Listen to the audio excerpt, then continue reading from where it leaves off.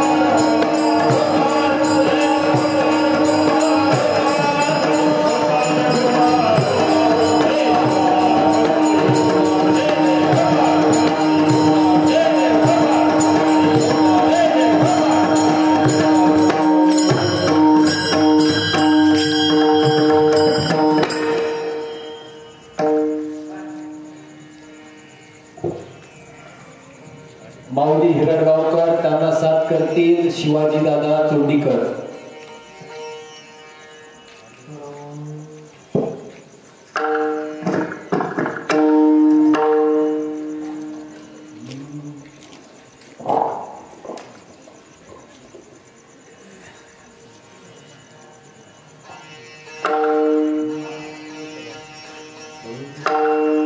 तरीच जन्मा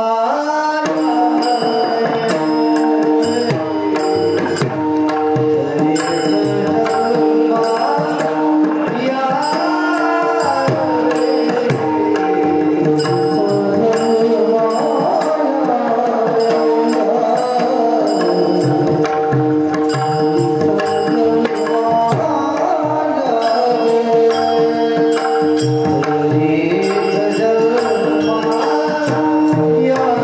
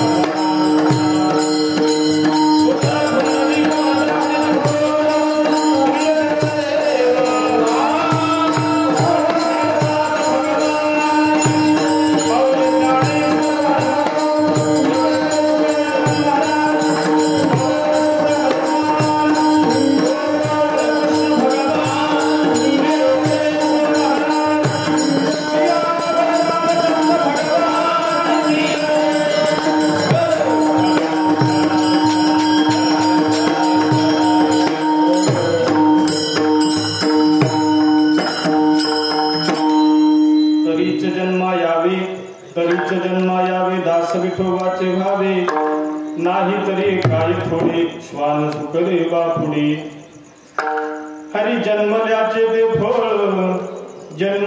ते फळ अंगी लागून दिमळ नाही तरी काय थोडे श्वान सुकरे बापुडे हरी तुका म्हणे भले तुका म्हणे भले ज्याच्या नावे मानवले नाही तरी काय थोडी श्वान सुकरे बापुडे विठ्ठल विठ्ठल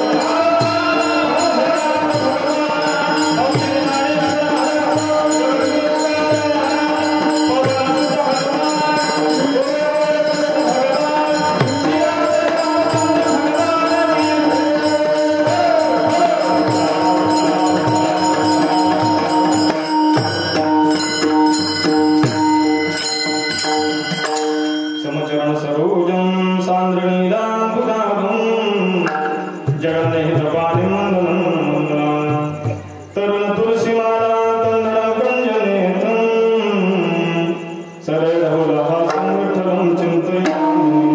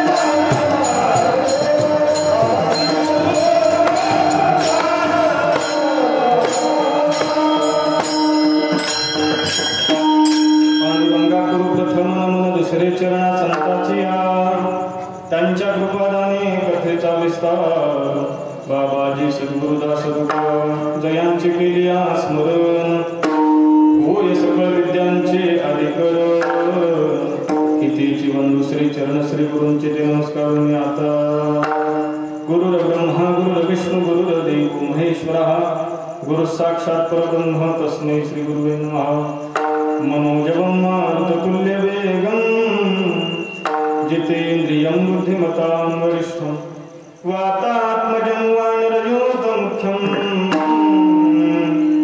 श्रीरामदूतं शरणं प्रपद्ये श्रीगुरुचरण सरोज रज निजमन मुकुर सुधारि वरणौ रघुवर विमल जसो दोहाय कुफलचारि बुद्धिहीन तनु जानिके सुमिरो पवन कुमार कि बोल विद्या देह मोहि रघुगलेश विकार शरण शरण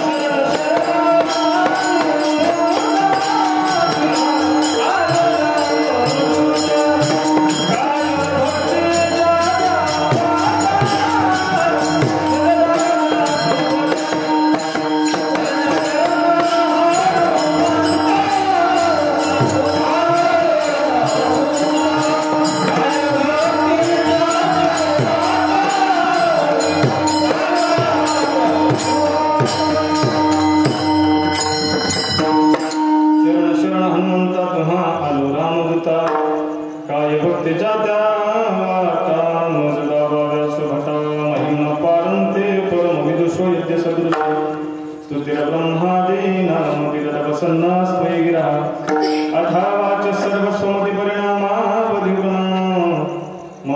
स्तोत्रे हरनिर्भवाद परिकरः नागेन्द्रहाराय त्रिलोचनाय भस्मांगरागाय महेश्वराय नित्याय शुद्धाय दिगंबराय तस्मै नकाराय नमः शिवाय रूपाभिरामं रणरंगधीरं राजीवनेत्रं रघुवंशनाथं कारुण्यरूपं करुणाकरन्तं श्रीरामचन्द्रं शरणं प्रपद्ये अलङ्कापुरीरम्य सिंहासनस्थं पदाम्भोजतेजस्फुरदिप्रदेशं विधिन्द्रादिदेवये सदा स्तूयमानं समाधिस्थमूर्तिं भजे ज्ञानदेवं ॐ नमो ज्ञानेश्वराय करुणाकरा दयाळा पुंसानुग्रहराधिरो पावनधारो चराचरी नमो ज्ञानेश्वराय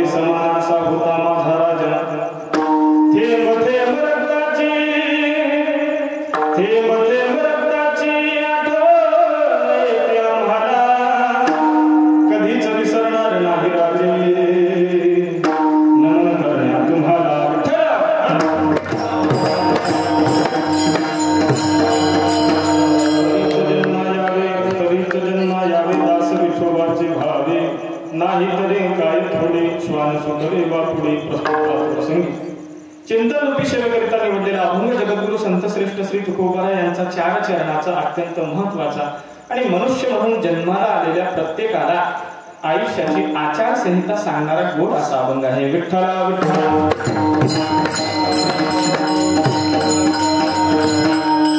अभंगावर बोलण्यापूर्वी थोडासा परिहार द्यायचा. तो असा सालाबादप्रमाणे चालत असलेला अखंड हरिनाम सप्ताह याही वर्ष मोठ्या उत्साहाने समस्त ग्रामस्थ मंडळी कावडेकर सर्वांच्या अतुलनीय सहकार्यातून चालत असलेला हा अखंड हरिनाम सप्ताह सप्ताहातील 5व्या दिवसाची 6व्या दिवसाची कीर्तनरूपी सेवा तुम्ही सर्वांनी माझ्याकडे सोपवलेली आहे. तीही सालाबादप्रमाणे माझ्याकडे नाही का, सालाबादप्रमाणे मला सुद्धा कीर्तन सेवाचा योग माझ्या जीवनामध्ये प्राप्त झाला.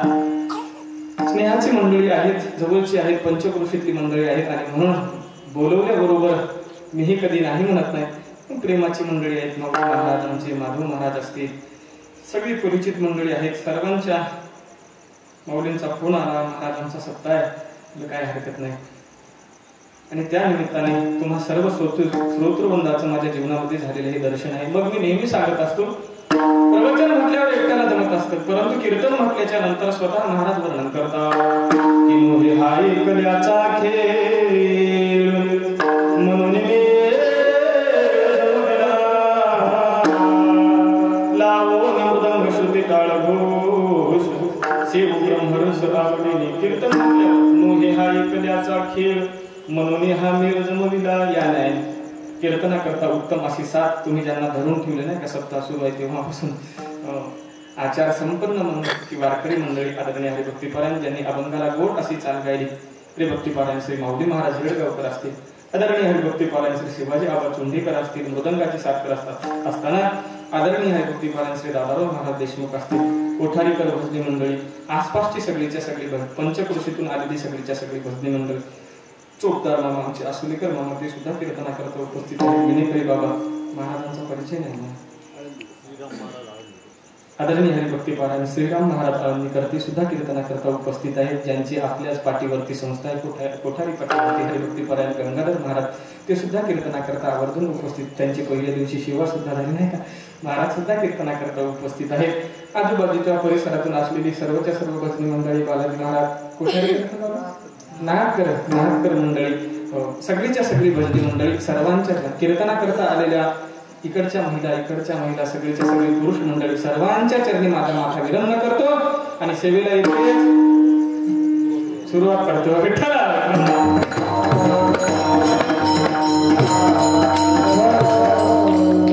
पावसाचे सुद्धा आभार मानायला पाहिजे नाही का थोडीशी. मध्ये कीर्तन होत नाही असं नाही, पण मध्ये मंदिरामध्ये आमचा एक प्रॉब्लेम तोच आहे. आमच्या मंदिराच्या वास्तू मोठी असली का मग वास्तूमध्ये आवाज घुमत असतो. बाहेर असलं म्हणजे प्रत्येक शब्द न शब्द श्रोत्यांना कळत असतं आणि म्हणून बाहेर कीर्तन आपण करतोय त्यातही साऊंड व्यवस्था अत्यंत व्यवस्थित आहे, फार गोड आहे. मी नेहमी सांगत असतो गंगाधर महाराज, माणसानं केलेली माणसाची माती तिसऱ्या दिवशी सावरता येते.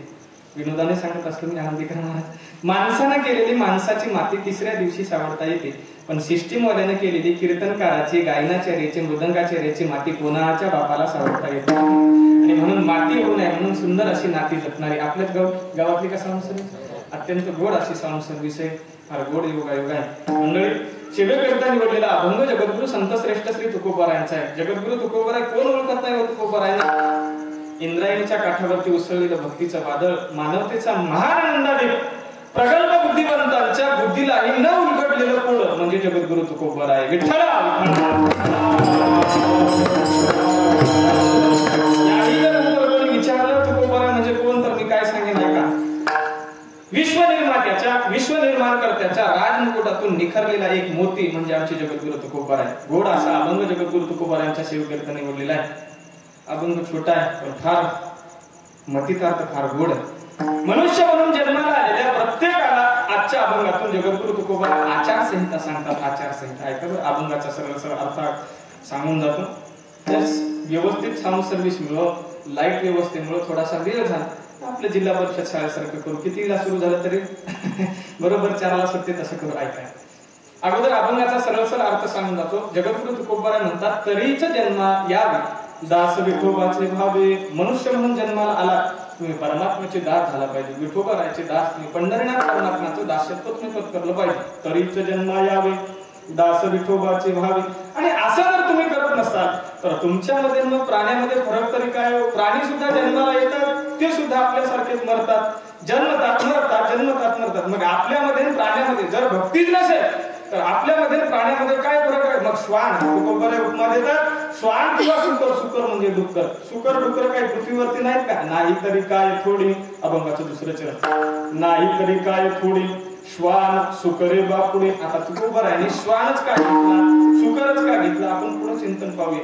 जगद्गुरु तुकोबाराय म्हणतात अभंगाच्या 3ऱ्या चरणामध्ये सांगतात, जन्मल्याचं फळ आहे म्हणते ज्याच्या अंगाला कधी मळ लागला नाही. आता तो मळ कोणता ते सुद्धा मी समोर सांगेन चिंतनामध्ये. अभंगाच्या 3ऱ्या चरणामध्ये जगद्गुरु तुकोबाराय म्हणतात, हरी जन्मल्याचे ते फळ अंगाला लागुनी मळ, नाही तरी काय थोडी श्वान सुकरे बापुडे. शेवटच्या चरणामध्ये तुकोबाराय म्हणतात, तुका म्हणे भले ज्याच्या नावे मानवले. ज्याच्या माणूस म्हणून जन्माला आलो, मग याची सार्थकता करणं, परमात्म्याचं दासत्व पत्करणं हेच आपल्या जीवनाची इति कर्तव्यता असली पाहिजे. हरी तुका म्हणे भले ज्याच्या नावे मानवले, नाही तरी काय थोडी श्वान सुकरी बापुडी हा झाला अभंगाचा सरळ सरळ अर्थ. आता हवामानाचा अंदाज.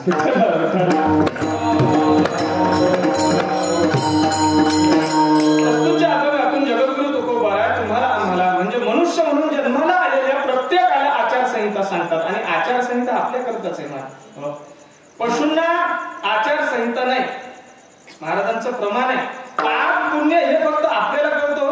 पशूंना पाप पुण्य काय माहिती, पशूंना धर्म काय माहिती नाही का, पशूंना सत्य असत्य काय माहिती. हे सगळंच्या सगळं मनुष्य जन्मा करत आहे. मनुष्य म्हणून जन्माला आलेला आहे ना, त्याला फक्त पाप पुण्य कळतं. नाही तर पशूंना काय पाप पुण्य कळतं. पशु काय पाप पुण्य जाणते, उत्तम मध्यम भोग भोगती. काही उपदचाची मरते. संत वचन नाही, संतांचं प्रमाण. पशु काय पाप पुण्य जाते, पशूंना काय कळतो पाप काय. साधं उदाहरण सांगतो. पशूंना एवढं सुद्धा कळत नाही, खाण्याकरता म्हणून टाकलेली एखादी गवताची पेंडी, कडब्याची पेंडी, चाऱ्याची पेंडी त्यांच्या समोर टाकल्याच्या नंतर अर्धी पेंडी खाण्याची भूक जर असेल तर पशूंना कळत नाही. आता आपण अर्धी पेंडी खायची आणि पुन्हाच्या वेळेस आपल्याला अर्धी ठेवायला पाहिजे. अर्धी ठेवण्याकरता म्हणून बाजूला ठेवून द्यावी. पशूंना हे कळत नाही. अर्धी पेंडी खातात आणि त्या अर्ध्या पेंडीवरती बाजूला ठेवतात. तिच्यावरती श्वान किंवा विष्ठा किंवा मलमूत्र विसर्जन तिच्यावरतीच करतात. त्यांना कळत नाही, कारण ते ढोर आहे. ढोर आपल्या शुद्ध भाषेमध्ये सांगायचं झालं ढोर आहे. ढोरांना कळत नाही. अर्धी आता पेंडी खायची, नंतर पेंडी खायची असेल तर ती बाजूला ठेवली पाहिजे. हे ढोरांना कळत नाही. कोणाला कळत नाही, ढोरांना कळत नाही. ऐका आणखी उदाहरण सांगतो आपल्याला. त्या पशूंना, त्या ढोरांना नेमकं बसावं कुठं हे सुद्धा कळत नाही. कुणाला कळत नाही, काय कळत नाही, ढोरांना हे सुद्धा कळत नाही कुठं बसावं. नाही, बसण्याकरता जागा स्वच्छ असावी हे सुद्धा कळत नाही. कोणाला, ढोरांना कळत नाही बसण्याकरता जागा स्वच्छ असावी. बरं, मलमूत्र विसर्जन कुठं करावं हे सुद्धा कळत नाही. कुणाला कळत नाही, ढोरांना कळत नाही. ढोरांना मलमूत्र विसर्जन कुठं करावं हे सुद्धा कळत नाही. ढोरांना बसमध्ये बसल्याच्या नंतर केळी खाऊन जागेवरती सालचं टाकावं हे सुद्धा कळत नाही. कोणाला, विठ्ठल.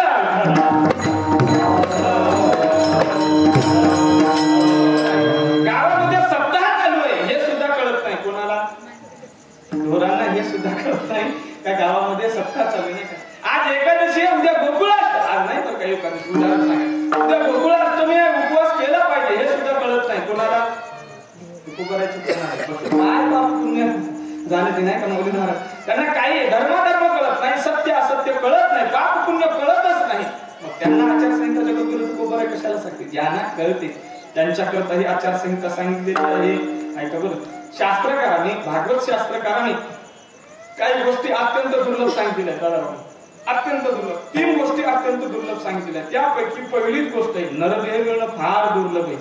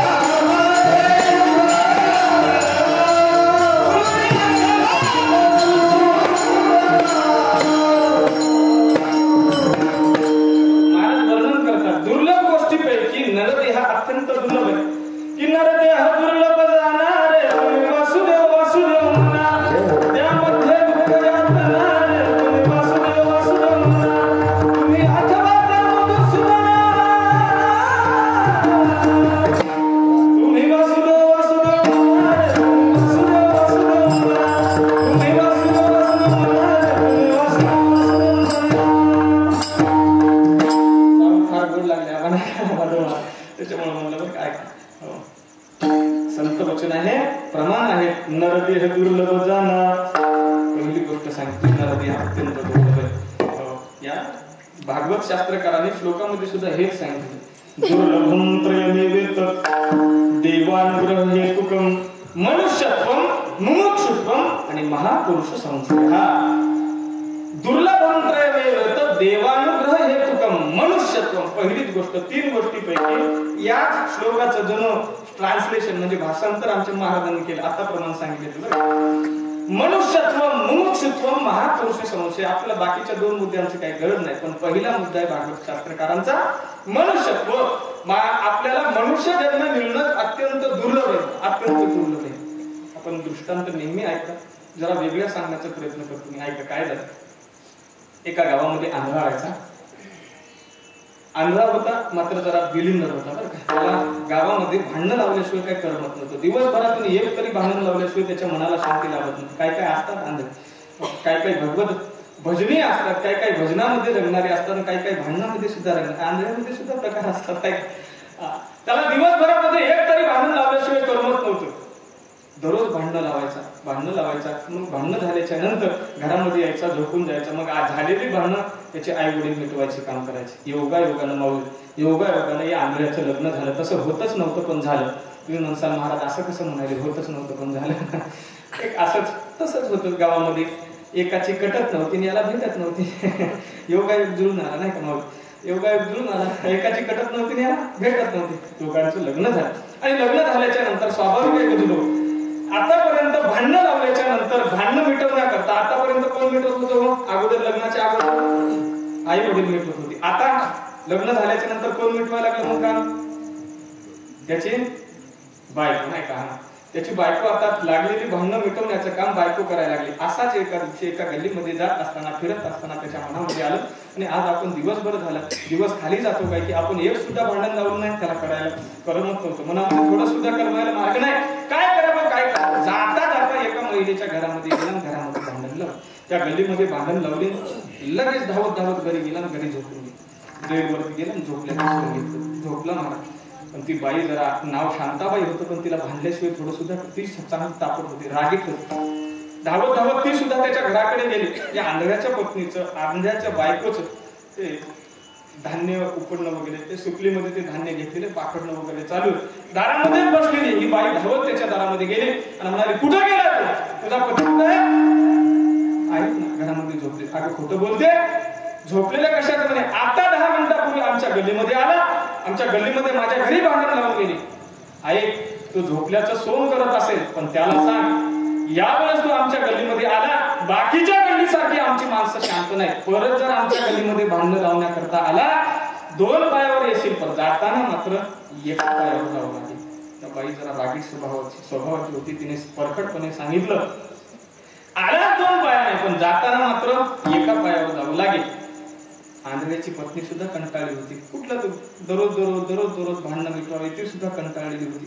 काय करावं कळायला मार्ग नाही. तिने ती हातामध्ये असलेली सुपली, काय म्हणतात त्याला आपल्याकडे दुसरा सूप नाही का, सूप बाजूला ठेवून अशा बांगड्या मागे सरल्या. कंटाळा सुद्धा रागावर, दररोजच्या त्रासाला कंटाळतात. खरं सांगू का, कीर्तनातून हे सुद्धा थोडस आता गरजेचं आहे. आपला समाज, हिंदू समाज व्यसनाच्या आहारी फार व्हायला लागले. आपल्या गावची परिस्थिती चांगली आहे. आपल्या गावात कोणी सुद्धा दारू पित नाही म्हणून तुम्हाला हे कळणार नाही बरं का. नाही, आपल्या इथलं कोणी घेणार नाही. ऐकायला काय हरकत आहे. पण ऐका मंडळी, आपला समाज व्यसनाच्या फार अधीन होत चाललेला आहे. बाकीच्या समाजाकडे लक्ष द्या, ते उभारण्याचा प्रयत्न करायला. पण आपण खाली व्यसनाधीन होऊन, खरं तर आता हा विषय सांगणं कीर्तनामध्ये, बाकीच्या समाजातली माणसं, कुठला तरी समाज घ्या, कुठंच तुम्हाला नालीमध्ये पडलेला तो मनुष्य दिसणार नाही. पण आपल्या समाजाची थोडीशी दारू पितो. आमच्या संतांची प्रमाण आहे, कबीर महाराजांचं प्रमाण आहे, दारू गांजा मत पिओ अक्कल गुंग हो जाते हैं अपने पलों का दाम खर्च कर मुमे थोडीशी पितो महाराज. पिल्याच्या नंतर एवढी नशा चढते. त्या रस्त्याने चालत असताना एवढा मोठा रस्ता असताना सुद्धा नेमका त्या नालीमध्ये जाऊन पडतो. मग ग्रामपंचायतला शिवाजी, अरे सरपंच असं कुठं रस्त्याचं काम करत असतात का. बरोबर रस्त्याच्या मधोमध नाली गेली म्हणे. रस्त्याच्या मधोमध नाली नाही रे, नालीमध्ये विठ्ठला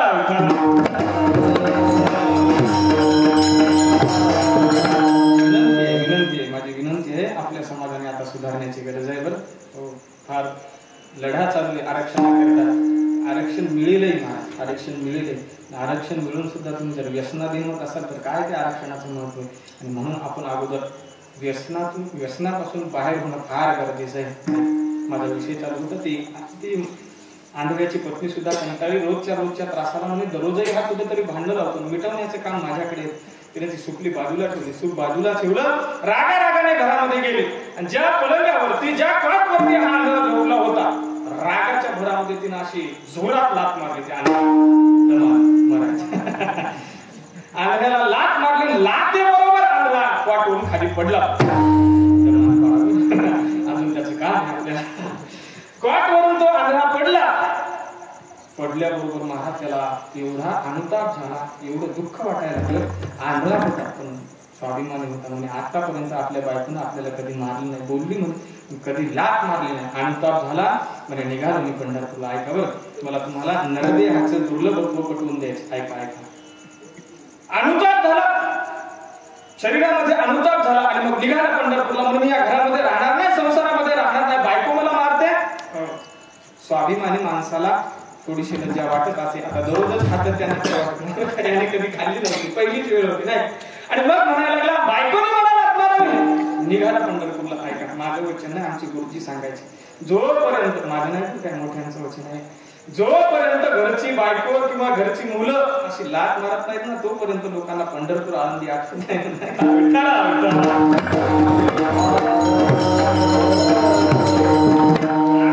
मनामध्ये अनुताप आहे. निघाला पंढरपूरला, काठी घेतली, निघाला. चालत निघाला. रात्र झाली. रात्र किडे तीव्र करायला लागले. हिंस्रक जंगल लागलं. हिंस्र स्वापदांची आवाज कानावरती यायला लागली. घाबरायला लागला. पण अंगामध्ये अनुताप आहे, शरीरामध्ये अनुताप आहे. वैराग्य निर्माण झालं, क्षणिक वैराग्य. आता जायचंच नाही, राहायचंच नाही, घरामध्ये राहायचंच नाही. पत्नीने मला मारलं, पत्नीने मला लात मारावी. नाही, आता घराकडे जायचं. वैराग्य झालं. त्या वैराग्याचे सुद्धा मी नेहमी सांगत असतो, दोन प्रकार आहेत. एक आहे जिहासा वैराग्य आणि एक आहे जिज्ञासा वैराग्य. आता वैराग्य कशाला म्हणायचं? विचारसागरामध्ये फार गोड व्याख्या होती. इहलोकापासून ब्रह्मलोकापर्यंत अनुकूल मानलेल्या भोगाच्या त्यागाच्या इच्छेस वैराग्य असे म्हणतात. सोप्या भाषेमध्ये सांगायचं झालं, ज्ञानोबरायची ओवी, विठ्ठला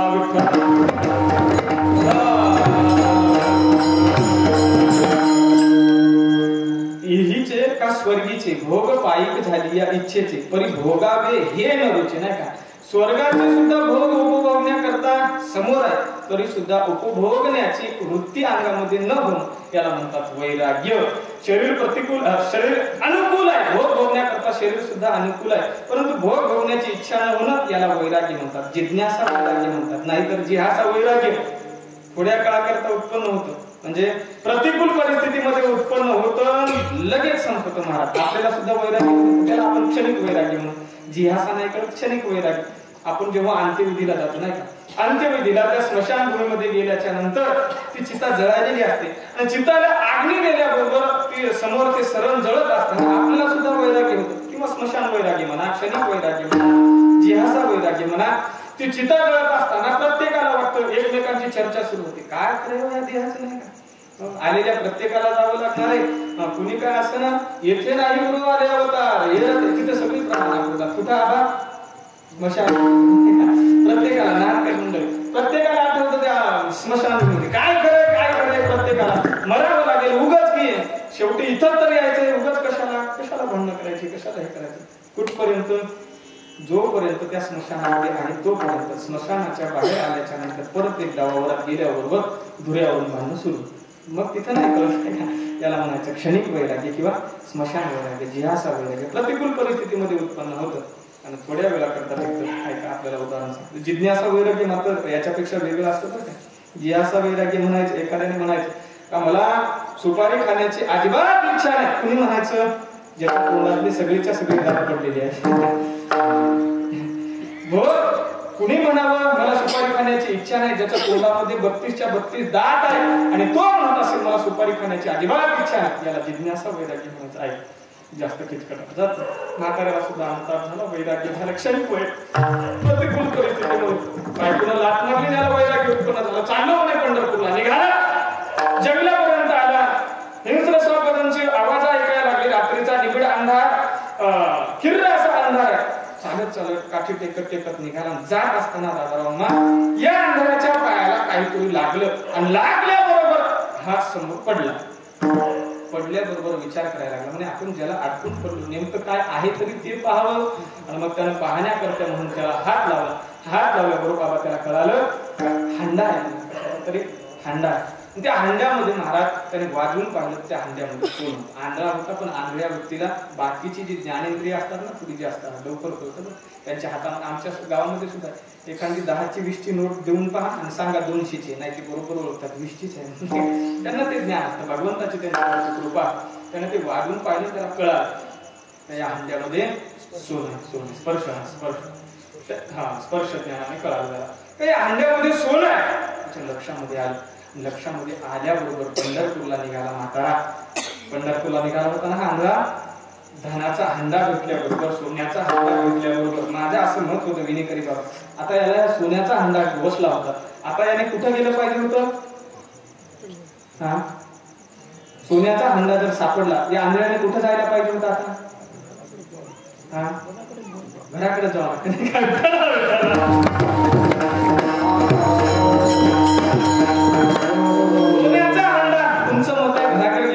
माझं मत आहे प्रामाणिकपणे त्याने पंढरपूरला जायला पाहिजे.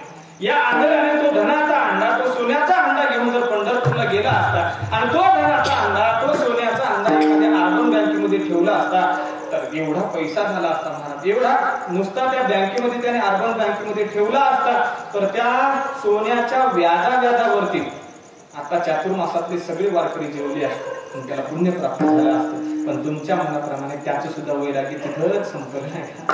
धरला तो धनाचा हंडा, सोन्याचा हंडा घेतला, निघालेला पंढरपूरला, परत घराकडे वापस आला. ऐका बरं, आपल्याला संसार सांगतोय, संसाराची व्याख्या अशाच लाटा बसत असतात संसारामध्ये. परंतु निघालेलं असतो परंतु पुन्हा एकदा परत संसारामध्ये येतो, यालाच म्हणतात संसार. ऐका, धनाचा हंडा घेतला, परत घराकडे आला.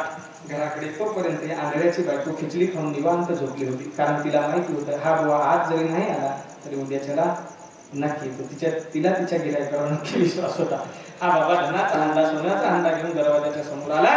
दरवाजाची कडी वाजवली, दरवाजाची अशी कडी वाजवली आणि हाक मारायला असंच म्हणतात ना. माझं राहिले बरं काय, मला अजून अनुभव नाही.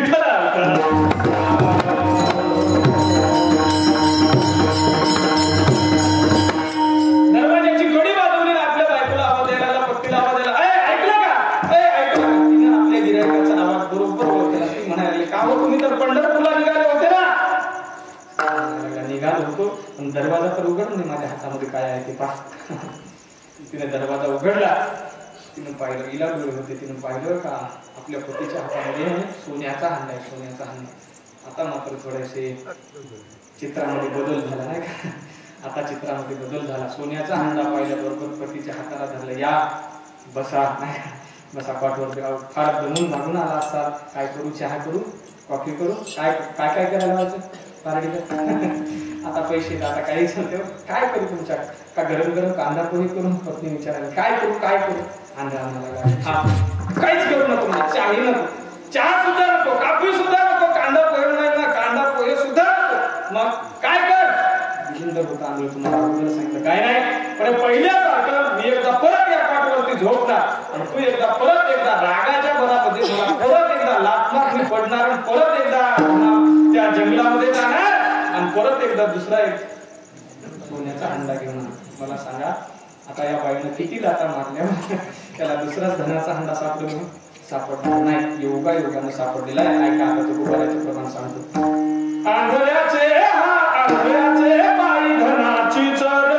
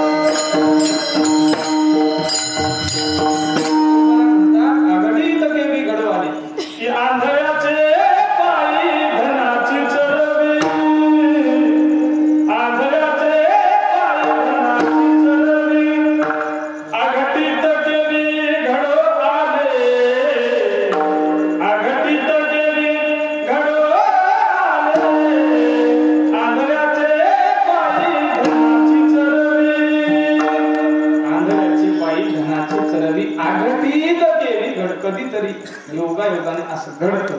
ऐका मला ते आंधळ्याचं उदाहरण तुम्हाला याकरता सांगायचंय. तुम्हाला आम्हाला मिळालेला हा नरदेह सुद्धा तुकोबाराचं प्रमाण आहे. पावला हा देह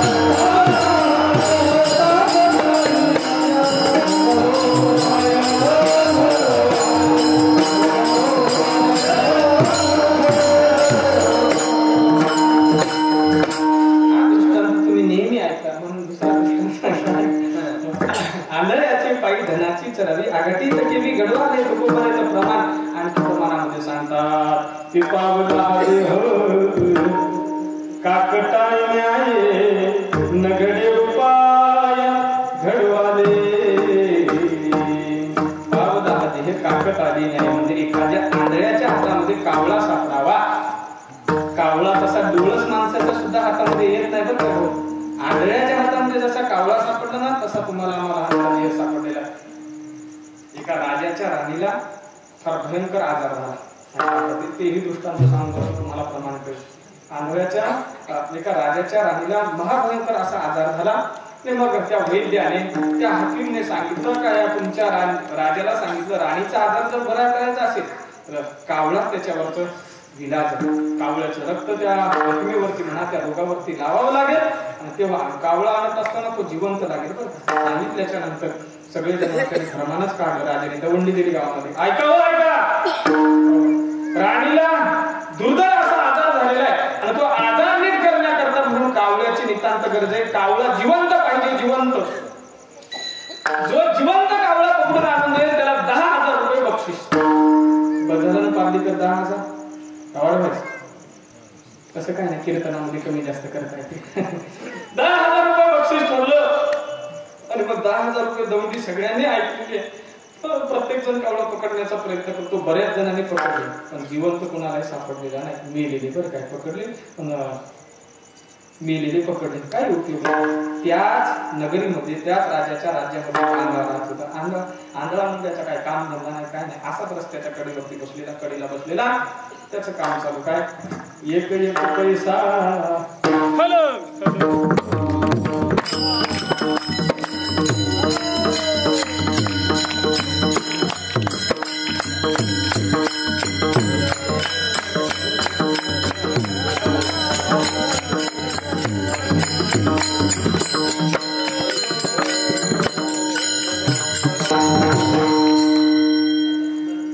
अंधाराचा फायदा घेऊन कोणी घराकडे जाऊन म्हणजे झालं कोणी नाही गेलं. ऐका आपला असा आहे तरी आंधळ्याचा दृष्टांत चालू होता मध्ये त्यांनी केलं त्याचं. ऐका रस्त्याच्या कडेवरती बसलेला एक आंधळा काम काही जमत नाही म्हणून त्याचं भीक मागण्याचं त्याला मदत मागण्याचं काम चालू. गाणं म्हणणं चालू नाही का. ते चंद्रभागेच्या तीरावरती आपल्याला ते एखादे ओरिजिनल असतात काही नाटक करून सुद्धा बसलेले असतात नाही का. वारीच्या वेळेस आपल्याला एक एक पैसा द्यावं आंधळ्याला आशीर्वाद लागेल तुमच्या गुलाबाला असं म्हणत असताना असं गाणं म्हणायचं पण मध्ये मध्ये टाळी वाजवायची. एक एक पैसा द्यावं धर्माला आशीर्वाद लागेल तुमच्या बाबासारखं टाळी वाजवायचं. आपल्याला कावळा सापडायचं ना टाळी. बाबा गाणं म्हणत टाळी वाजवायचा. योगायोग असा झाला त्याच नगरीतून एक कावळ्यांचा थवा वरतून आकाशातून उडत होता. आकाशातून उडत असताना कुणा तरी एक जणाला आंधळ्याची दया आली होती आणि त्या आंधळ्याच्या त्या थाटीमध्ये प्लेटमध्ये पैसे नव्हते टाकले. 1 दशमी टाकली. वारकऱ्याला दया आली असेल पंढरपूरला दत्तात्रय त्याने 1 दशमीचा तुकडा त्या आंधळ्याच्या थाटीमध्ये टाकलेला. वरून जाणाऱ्या कावळ्याच्या थव्याने एखाद्या धूर्त त्या कावळ्यापैकी एका कावळ्याने आंधळ्याच्या ताटातील दशमीचा तुकडा पाहिला, ती चतकोर दशमी पाहिली. त्याने मनामध्ये विचार असा केला, म्हणे या थव्यासोबत उडत गेल्याच्या नंतर मला अन्न मिळेल, माझं पोट भरेल. पण पोट भरेलच एवढं काही सांगता येत नाही सगळ्यांच्या मध्ये. माझं पोट भरेल, उपजीविका होईल एवढं मिळेल, पण पोट भर होईल एवढं काही सांगता येत नाही. धूर्त कावळ्याने विचार केला त्या थव्यातून. खालची त्याने दशमी पाहिली, मनामध्ये विचार करायला लागला, जर ही आंधळ्याची नजर चुकून, आंधळ्याला नजर नसतेच म्हणा, फक्त आंधळ्याचं अनुसंधान चुकून, आंधळ्याची टाळी चुकून जर मी ही दशमी पळवली, आजच्या दिवसात यथेच्छ भोजन होईल, पोटभर भोजन होईल. त्या कावळ्याने ठरवलं, मग ते आंधळ्याच्या डोक्यावरती गिरट्या मारायला लागला. आंधळ्याचं काम एक पैसा द्याव धर्माला. कावळा प्रयत्न करतो, या काय टाळी नेमकी कशी.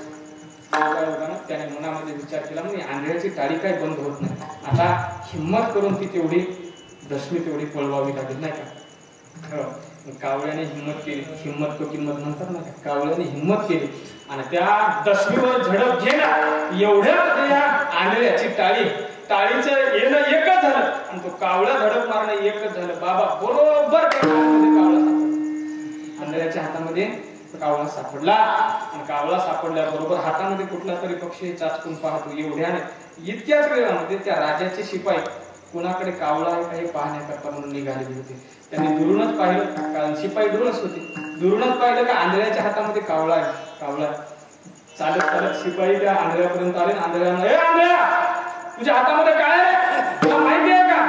आंधळ बिलिंदरच होतं जरा. आंधळ म्हणायला लागलं, माझे फुटले, तुझे फुटलेत का. काय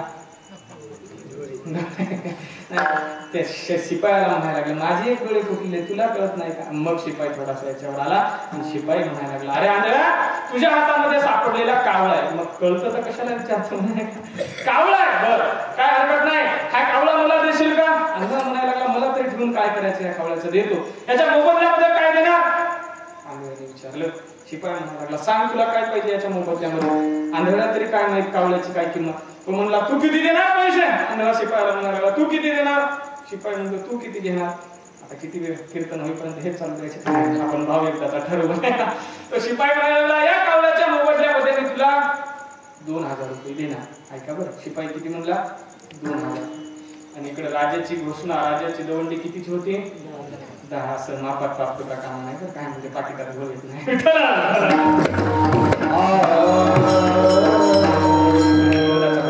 शिपायाने दवंडी, सगळ्यांनी दवंडी कितीची ऐकली होती, 10,000ची. आणि याला आंधळ्याला किती देतो म्हणायला लागला, 2000. शिपाई अशीच असतात बरं का. जा तहसीलमध्ये जा, आता त्या कर्जाच्या फाईल वगैरे नाही. शिपाई कळतंय तुम्हाला, त्या तहसीलला वगैरे तिथे गेले, त्याने ते 2000 रुपये देतो असं म्हटल्याबरोबर आंधळा वाटायला लागला, ज्या अर्थी हा 2000 रुपये द्यायला तयार झाला, या अर्थी कावळ्याची किंमत त्याच्यापेक्षा काहीतरी जास्त असली पाहिजे. सौदा वाढायला लागला. 4000 नाही, 6, 2 वाढायला लागला, लवकर वाढत नाही. 6, 8 आणि शेवटचा शिपाई म्हणला, आता 10,000 रुपये देत. 10,000 ठरले. मग 10,000 ठरल्याच्या नंतर हा आंधळा मनामध्ये विचार करायला लागला, म्हणजे हा आता मला 10,000, आपण आयुष्यामध्ये 10,000 रुपये ही किंमत कधी रक्कम पाहिलेली नाही. बरं हा नोटा कितीच्या देईल, 500च्या देईल, 1000च्या देईल, 2000च्या तर बंदच झाल्या ना, 500च्या देईल का 2000च्या येईल. आता चलनातून थोड्या 2000च्या आता दिसायला मार्ग, हा देईल तर देईल म्हणे माऊली, 500च्या नोटा देईल. मनामध्ये विचार करायला, आता हा 10,000 दे, आपण 10,000 घेणार, पण 10,000 नेमके खर्चायचे कसे, 10,000 नेमके खर्चायचे कसे. मग त्याने विचार केला, हातामध्ये एका हातामध्ये कावळा धरला, हिशोब करायला, ज्या हातामध्ये कावळा आहे त्याच हातातून हिशोब करायला, म्हणजे 1,500चा मी किराणा भरेल घरामध्ये. मग 1,500 व्हायला 500च्या किती नोटा लागतात, ते मग हातामधली एक बोट सोडायला लागला. म्हणजे ही एक 500ची, ही एक 500ची, ही एक 500ची. हातातले 3 बोट बाजूला झाल्याच्या नंतर काय झालं, हातामध्ये असलेला कावळा उडून गेला. ऐका, आंधळ्याच्या हातामध्ये योगाने कावळा सापडला होता, उडून गेला.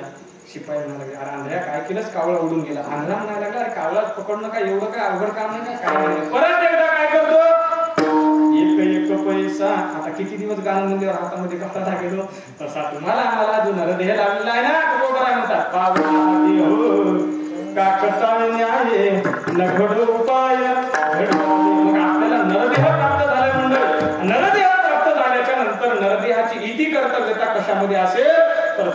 म्हणतात या मानव देहाला जन्माला आल्याच्या नंतर विठोबाचं दास्यत्व करावं अभंगाचं पहिलं तरीच जन्मायावे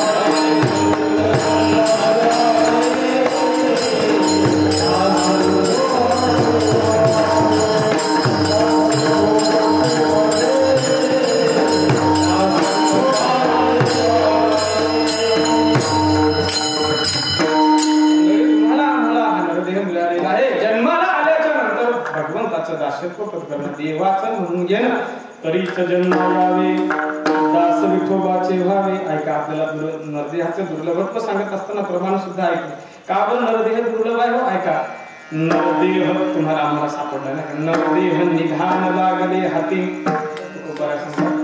उत्तम सार उत्तम गती. आता पुढच्या लाईनला अंडरलाईन करून ठेवा पुढच्या ओळीला. देवची हो मन तिथे होती तरिका चित्ते न धरावा. किंवा आणखी एक प्रमाण शरीर उत्तम चांगले शरीर सुखाचे घोषले शरीरे साध्य होय केले शरीरे साधले परब्रह्म. त्या परब्रह्माची प्राप्ती सुद्धा या शरीराच्या दुरावृत्ती होऊ शकते. आणि म्हणून नरदेह लागलाय आपल्याला मिळाला. त्याचं आणखी जगद्गुरु तुकोबराचं आणखी एक प्रमाण आहे. तुकोबरा म्हणतात जन्माला आल्याची सार्थकता त्याच्यामध्ये आहे. विठ्ठलाची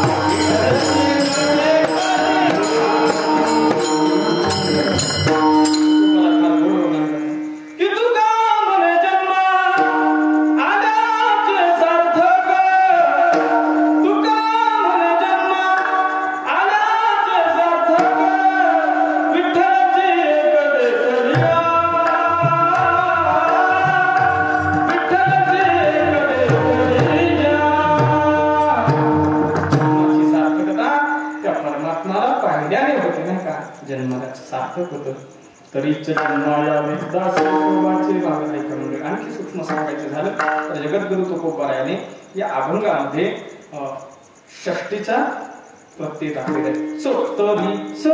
तरीच जन्मायावे षष्टीचा प्रत्यय. आपल्यामध्ये तिथी किती आहे? तिथी एकूण तिथी 15 तिथी आहेत बरं काय 15. ऐका उदाहरण आपल्याला सांगतो. प्रथमा द्वितीया तृतीया चतुर्थी पंचमी षष्ठी सप्तमी अष्टमी नवमी दशमी एकादशी द्वादशी त्रयोदशी आमोषा आणि चतुर्दशी आमोषा आणि पौर्णिमा. एकूण 15 झाल्या. त्या 15 तिथीपैकी ही षष्ठी एक तिथी आहे बरं का. षष्ठी या तिथीला पहिली प्रथमा सोडून षष्टीव्या तिथीला चाची चिन्ह प्रत्यय लागतात. तसे प्रत्येक विभक्तीला चाचीचे हे प्रत्यय लागतात बरं का. प्रथमाला सोडून बाकीच्या प्रत्येकाला, कुणाला सला ते सला नाते असेल, कुणाला हुम हुम तून असेल, तसे या षष्टीला चाचीची विभक्ती लागते. मग जगद्गुरु तुकोबर आहे चाचीचे तरी च हे प्रत्यय वापरतात. ऐका बरं, काही प्रमाण आहे, काही प्रमाण, एक शब्द प्रमाणे, एक अनुमान प्रमाणे, एक प्रत्यक्ष प्रमाणे. ते प्रमाणाचे प्रकार. शब्द प्रमाण कशाला म्हणायचं, काय म्हणतात, उपमान प्रमाणे काय, व्याकरणामध्ये सर्वच्या सर्व येतं. ऐका, शब्द प्रमाण कशाला म्हणायचं. तुमच्या तुकोबरायांचा गाथा असेल, ज्ञानेश्वरी असेल, हे शब्द आमच्याकरता प्रमाण आहे. महाराजांचा गाथा, ज्ञानोबरांची ज्ञानेश्वरी, निवृत्ती महाराज, सोपान काका, प्रत्येकांचे असलेले अभंग आमच्याकरता प्रमाण. प्रत्यक्ष प्रमाण कशाला म्हणायचं. मीठ खारट आहे केव्हा कळतं, तोंडाला लावल्याबरोबर. साखर गोड आहे कधी कळतं, जिभेला लावल्याबरोबर. नाही, प्रत्यक्ष प्रमाण आहे. जगद्गुरु तुकोबर आहे त्या अभंगातून ठरवतात. तरीच जन्म यावे, एक अनुमान प्रमाण. आणखी एक विठ्ठला प्रमाणाचा एक प्रकार आहे अनुमान प्रमाण बरं का. अनुमान प्रमाण कशाला म्हणायचं, जर तर हे प्रत्यय येतात अनुमान प्रमाण. शास्त्रामध्ये वर्णन करत असताना यत्र यत्र धूमो यत्र यत्र वन्नी यत्र यत्र वन्नी तत्र तत्र धूम, किंवा तत्र यत्र यत्र धूम तत्र तत्र वन्नी, असं ठरवून झालं. काय झालं, एका वडिलाने आपल्या मुलाला सांगितलं, जा रे बाळा जा, त्या चुलीमध्ये विस्तव आहे, त्या विस्तवावरती जाऊन एक पेटून आण. काय, हा हे कळते लोक. जा त्या चुलीमध्ये विस्तव आहे, चुलीमध्ये ही बिडी घे आणि पेटून आण. चुलीचं तोंड त्या दिशेला 200 फुटावरती चूल आहे. मुलगा तिथेच जागेवरती म्हणायला लागला, बाबा मला तर त्या चुलीमध्ये विस्तव आहे असं वाटत नाही. चुलीचं तोंड तिकडे आहे, दिसत नाही चुलीमध्ये विस्तव आहे का नाही. मला असं वाटतं म्हणे त्या चुलीमध्ये विस्तव नसला पाहिजे. बाबा म्हणायला लागले, अरे त्या चुलीमध्ये विस्तव आहे, तू बिडी घेऊन जा पेटून आण. आईला त्याने मुलगा गेला, वडिलांचं ऐकलं गेला. काय युग, त्या चुलीमध्ये विस्तव होता सुद्धा. त्याने त्या विस्तवावरती बिडी पेटवली.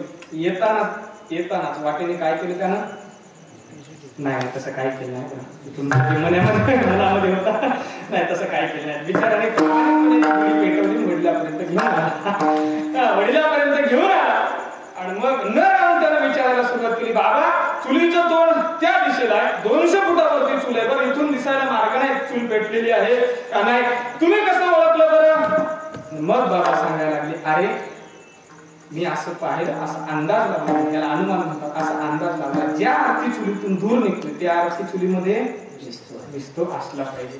याला म्हणतात अनुमान प्रमाण. आणखी काय झालं, 40 विद्यार्थ्यांचा वर्ग, गच्च भरलेला वर्ग.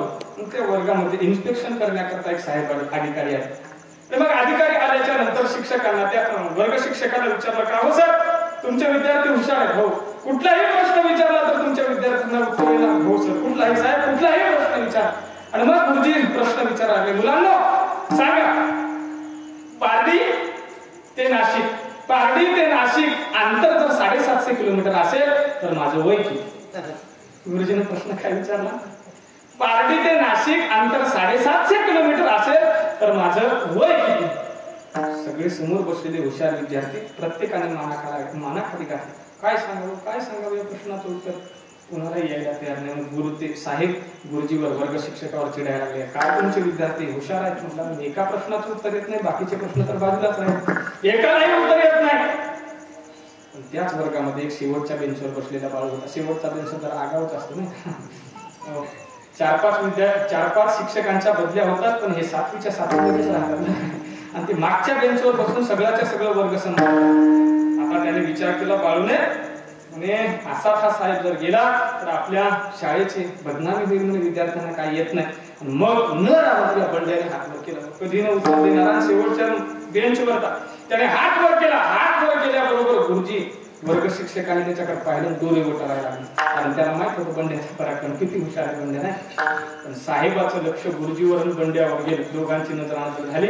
मग साहेब म्हणायला लागले, अहो कुठलाच विद्यार्थी उत्तर देत नाही, शेवटच्या बेंचवरचा विद्यार्थी उत्तर द्यायला, आणि तुम्ही त्याच्यावरती सुद्धा डोळे वरता म्हणे उत्तर देऊ द्या का. म्हणजे म्हणाले, साहेब नंतर तुम्हाला कळेल, नका त्याचं उत्तर ऐकू. नाही सांगा बाळा सांग, बंडू सांग, काय उत्तर सांगा, प्रश्न काय तुमचा? पारडी ते नाशिक अंतर 750 किलोमीटर असेल तर माझं वय काय? बंड्याने उत्तर दिलं, ऐका, बंड्याने उत्तर दिलं, सर पारडी ते नाशिक अंतर 750 किलोमीटर असेल तर तुमचं वय बरोबर 44 असलं पाहिजे. योगायोग महाराज साहेबाचं वय बरोबर 44 वर्ष. असे साहेब आनंदित झाले, वर्गाला टाळ्या वाजवायला लागल्या, टाळ्या टाळ्या टाळ्या टाळ्या. संपूर्ण तुम्ही नका वाजवू, त्या वर्गामध्ये आता टाळ्या वाजवल्या, बंडू करता टाळ्या झाल्या. आणि मग न राहून त्या साहेबांना प्रश्न विचारायला सुरुवात केली. अरे बंड्या, मागच्या बेंचवरती बसला तू तर समोर बसायला पाहिजे, बरोबर ॲक्युरेट माझं उत्तर सांगितलं, पण हे उत्तर काढत असताना तू नेमकी कसोटी कोणती वापरली? बाबा कसोटी वापरली, बापोबा वापरली नाही का? हे कसोटी आहे ना गणिताच्या, नेमकी तू कसोटी कोणती वापरली? बंड्या म्हणायला लागला, जाऊ द्या ना साहेब, तुमचं उत्तर आलं ना, नसल्या भानगडी कशाला करता? तुमचं उत्तर बरोबर आहे ना, तुमचं वय बरोबर, नसल्या भानगडी कशाला करता? शिक्षक सुद्धा म्हणाले, जाऊ द्या ना साहेब, तुमचं उत्तर मिळालं कशाला विचारता, नका त्याच्या नादी लागू, नका त्याच्या नाही नाही नाही तू सांगत म्हणे. मग बंड्या सांगायला, ऐका म्हणा, शिक्षक तुम्हाला जीवन घ्यायचीच असेल तर ऐका, आता काय करता? मग बंड्या सांगायला लागला, साहेब तुम्हाला उत्तर ऐकायचं ना, ऐका, नाशिक ते पारडी अंतर 750 किलोमीटर, तुमचं वय 44. मी कुठलीही कसोटी वापरली नाही, कुठलंही सूत्र वापरलं नाही, अगदी सहज उत्तर दिलं. कसं? मी असं आपल्याला अनुमान प्रमाण सांगायला, मी असं अंदाज लावला म्हणे, माझ्या घरी सुद्धा एक भाऊ आहे, माझ्या घरी भाऊ आहे आणि माझा भाऊ हातम्याड आहे, त्याचं वय 22 वर्ष आहे. माझा भाऊ हातम्याड जर 22 वर्षाचा असेल तर हे साहेब म्हणून तुमचं वय 44 किलोमीटर.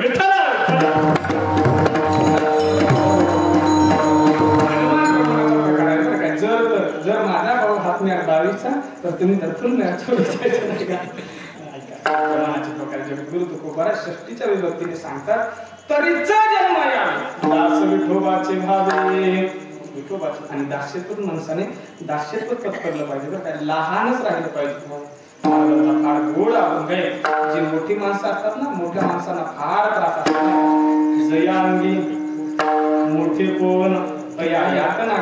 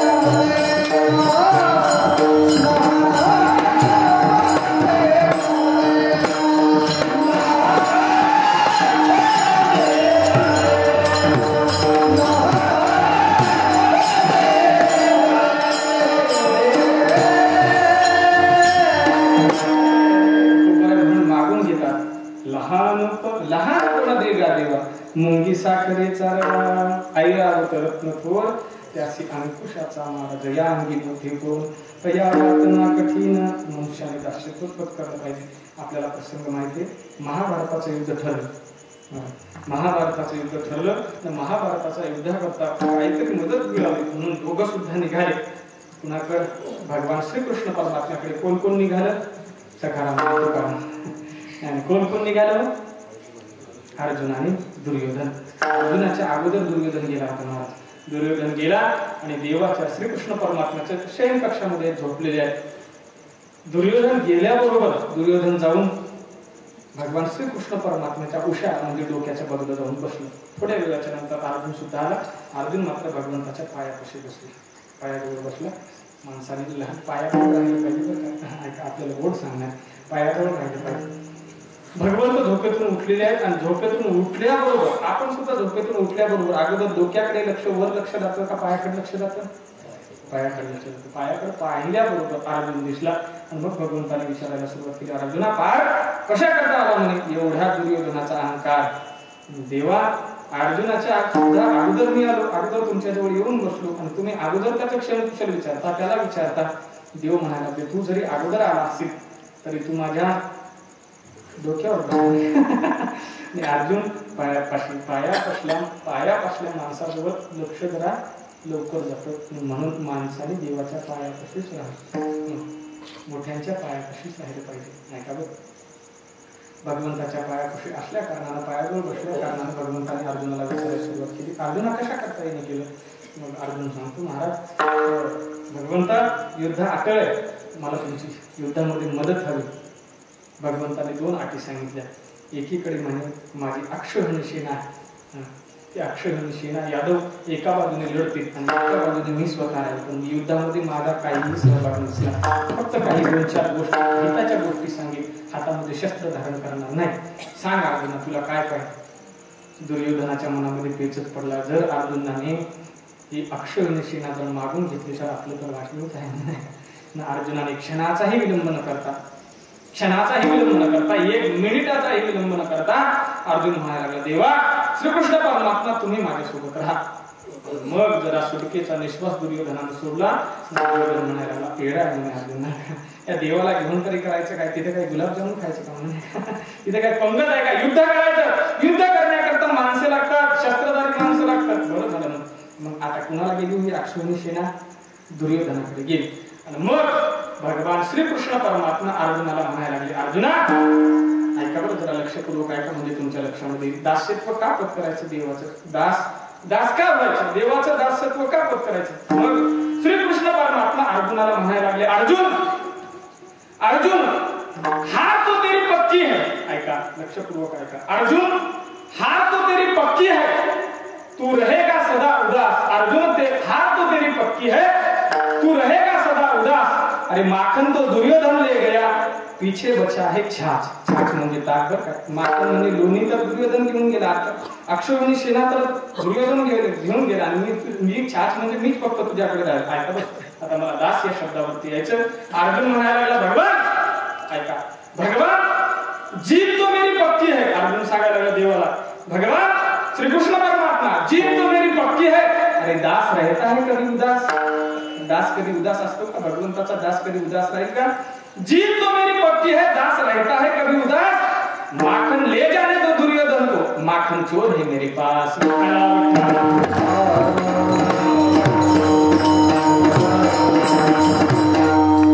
ज्यांच्या नावाने सत्ता चालली का त्यांचं सुद्धा काहीतरी वरून माखन चोर एक परमात्म्याचं नाव आहे.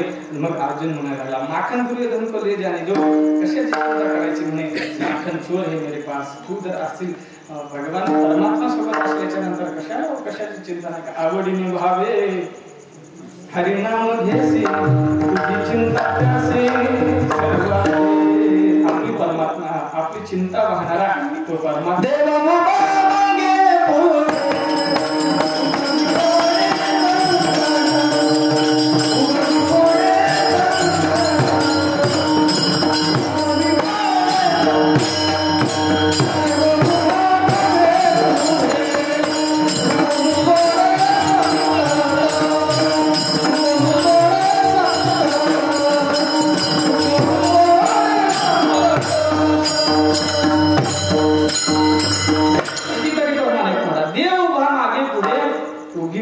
संकट किंवा ज्याचा सका हरी जग अवघी कृपा करी, किंवा मागे पुढे उभा राज सांभाळीत आदिया आघात निबाराया.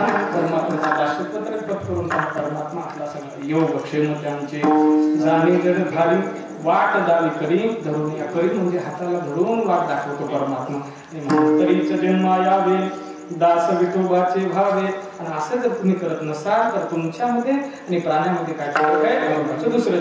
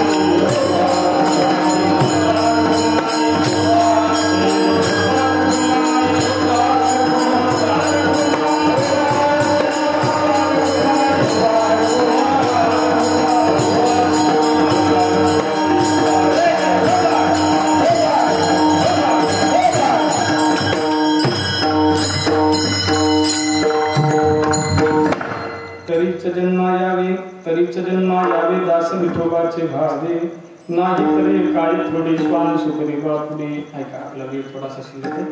जगद्गुरु तुकोबाराय अभंगाच्या दुसऱ्या चरणामध्ये सांगतात जर परमात्माचं दासत्व देवाचं म्हणून तुम्ही घेत नसाल. ऐका आता मला थोडंसं चिंतन सांगायचं. जगद्गुरु तुकोबारायने 2 प्राण्यांचे नाव दिलेले बरं. नाही तरी काय श्वान सुकरी बापुडी. श्वान म्हणजे कुत्रा आणि सुकर म्हणजे डुक्कर. मी विचार केला तुकोबारायला दुसरी प्राणी जमली नाही का? वाघ हत्ती सिंह वगैरे दुसरा प्राणी जमला नाही का? बरं या 2 प्राण्यांमध्ये 2 विशिष्ट गुणधर्म आहेत. कुत्र्यामध्ये आणि डुकरामध्ये सुद्धा विशिष्ट गुणधर्म चांगले 2 गुण. इमानदारी हा गुण फक्त आता सध्या तरी कोणाकडे राहिलाय? कुत्र्याकडे. माणसामध्ये फार दुर्मिळ होत चाललाय. कुठला गुण? इमानदारी. बरं कुत्र्यामध्येच हा इमानदारी हा गुण. कीर्तनाच्या माध्यमातून फिरण्याचे योगायोग होतात. कधी कधी मोठ्या गाडीने सुद्धा प्रवास होतो. मोठा सत्ता असल्याचा मोठ्या गाडीने प्रवास करत असताना असेच एका निर्जन अरण्यामधून जात होतो. जवळपास कुठे वस्ती नाही काही नाही. मग त्या प्रवास करत असताना रस्त्याच्या मधोमध ते कोणीतरी मनुष्य रस्त्यामध्ये मधोमध पडलेला पाहिला आणि त्याच्या जवळच एक कुत्रा बसलेला होता. जवळच कुत्रा बसलेला होता. मला असं माझ्या मनामध्ये अशी कल्पना आली का काहीतरी अपघात वगैरे झालेला असावा. म्हणून मी ड्रायव्हर दादाला म्हणलं दादा तू काय कर थोडेसे गाडीची लाईट थोडीशी गाडी थोडी बाजूला केली आणि गाडीचे थोडेसे लाईट अप्पर टिप्पर कर. म्हणजे महाराज तुम्ही काय करता? आणि काही नाही. मला वाटलं का त्याचा काय अपघात वगैरे झाला असेल. आपल्याकडून जर एखाद्याचा प्राण वाचला एखाद्याला अपघातामध्ये जर मदत मिळाली तर याच्यापेक्षा दुसरं काय पुण्य असणार. महाराज कशाला अशा भानगडीमध्ये पडतात आणि आपण रस्ता वळून दुसरीकडून नाही तसं नाही करायचं. आपण अगोदर कमीत कमी काय झालंय तरी का गाडीतून उतरलो. 5-15 पावलावरती ते मनुष्य पडलेलं. मी त्याच्याकडे जाण्याचा प्रयत्न करायला लागलो. ते पाऊल चालत गेलो. जवळ गेलो. 5-10 पावलावरती गेल्याच्या नंतर जवळ असलेला कुत्रा माझ्यावर धावू यायला लागला. 10-15 वेळा प्रयत्न केला तरी कुत्रा काही त्या माणसाच्या जवळ येऊ दे. मग मी मनामध्ये विचार केला. ड्रायव्हरला म्हणलं दरवाजा उघडा. दरवाजामध्ये बसलो. गाडीमध्ये बसलो. म्हटलं एक काम कर आता कुत्रा तर असा जवळ येऊ देत नाही. आपली गाडीच त्याच्यापर्यंत नाही. मग गाडी त्या मनुष्यापर्यंत नेली ज्या ठिकाणी तो पडलेला त्या माणसापर्यंत गाडी नेली. गाडीचा काच दरवाजा उघडल्याबरोबर मला सुगंध आला. कळालं तुम्हाला नाही का? वास आल्याबरोबर मला कळालं का हा जे देही नाही का याने दारूमध्ये पान केलेलं. मला सांगायचं कशा करता ऐकावं. रात्रीच्या 2 वाजलेले रात्रीचे 2 वाजलेले मदिरा पिऊन दारू पिऊन पडलेला मालक आहे. पण आपल्या मालकाला न सोडणं ही इमानदारी फक्त कुत्र्याजवळ आहे. बरं का? इमानदारी ह्या फक्त कुत्र्याजवळ. म्हणून जगद्गुरु तुकोबाराय माझ्या मतीप्रमाणे श्वान वापरला असेल आणि हा सुकर का वापरला म्हणजे डुक्कर का वापरला ऐका बरं. एक बच्चा वाघिन का सारे गाव को धाक और 10 बच्चे डुकरीन के सारा गाव साफ. नाही का?